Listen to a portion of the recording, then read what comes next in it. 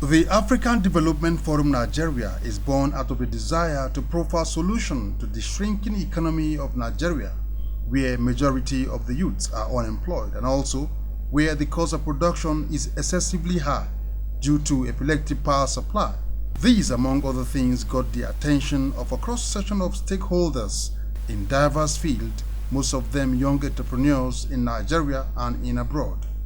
In their presentations, they outlined improvement in the agricultural product through value addition, investment in renewable energy, and developing the ICT sector as some of the ways to empower youth and create jobs in the aggregate. It represents an opportunity to hear a group of young people that have quite interesting ideas to bring back home, especially those in the diaspora. And we feel it's interesting to hear them out and pick and choose what we think can be applicable, for example, in agriculture, which is my forte. What can we learn? What models can we adopt? How can we be able to create a handshake between our brothers in the diaspora and Nigeria here? Our technology, we have a lot of technologies that I've spoken to NERSA about and that I want to have implement here. Yes, this is great. More of this is needed. The scheme of affairs in Africa, which is entrepreneurship, and as it concerns agriculture and ICT.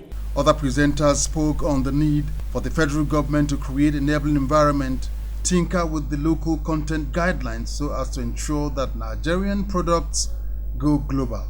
I think the setbacks, in my own opinion, is Africa really needs a platform where young people can be on board, come together, harvest their energy, and then create something that the world will definitely talk about and make Africa great. A lack of enabling environments has been a major problem. Secondly, lack of awareness, because a lot of them there's no patronage. People now look at Nigeria, we've been preaching about local content, but we don't promote, we don't encourage our local content. Globally, there are lots of issues economically, socially, environmentally, and a lot of them stem from the way that capitalism is structured. It is a parasitic institution. It does not align with nature. It's not a natural institution. I think that it's obvious by the outcomes over the centuries that we need to come up with a new solution, and that's something that we talked about today. We are very poised to create a new solution. The convener of the forum, Mrs. OROBOSA, IGBINEDION, MANTU, called on both the federal government and the private sector in Nigeria to take advantage of the forum so as to alleviate the sufferings of the people. We have energy, which covers oil and gas, renewable energy.